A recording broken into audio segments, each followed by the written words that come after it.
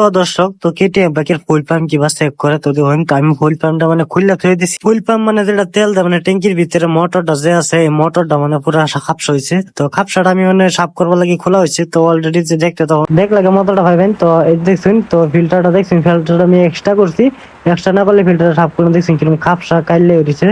তো বহুত গুলো সাফ করতে না মেকানিক, এটা সাফ করার কোনো পুরো রিক্স আছে। তো বস্তুটার দাম আছে তো 12,000। সাধারণ খালি উঠে চলে খালি মোটরটার দাম খালি 12,000। তো এটা কিন্তু সাফ করে দিল সুন্দর করে। তো আমার কেটিএম এর বাইকটা তো পুরো খাপস হয়েছে, অ্যাকচুয়ালি আমি নিজেই খুলছি। তো আমি কিন্তু তো বহুত গুলা কেটিএম এর কিন্তু খারাপ হয়ে যাওয়ার মোটর চেঞ্জ করে আল্লাহ। তো বর্তমান তো দেখতেছেন সাবই আছে।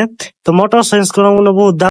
রেজুইকে প্রবলেম আছে, তো ট্যাঙ্কির ভিতরে পানি সানি গেলে এই প্রবলেমটা। তো অ্যাকচুয়ালি কিন্তু আমি লাগাইছি, তো ঠিক ঠিক করছি, লাগাইছি সাপ টাপ করে লাগাইলাম। তো বহুত তো আরেকটা অবস্থা নিয়ে দেখেছি। তো কেটিএম এর ভিতরে তো বাজাজ কোম্পানি পার্টস লাগাই। তো এই যে মেড ইন বাজাজ, তো বাজাজের পার্টস লাগাই তো দিছে।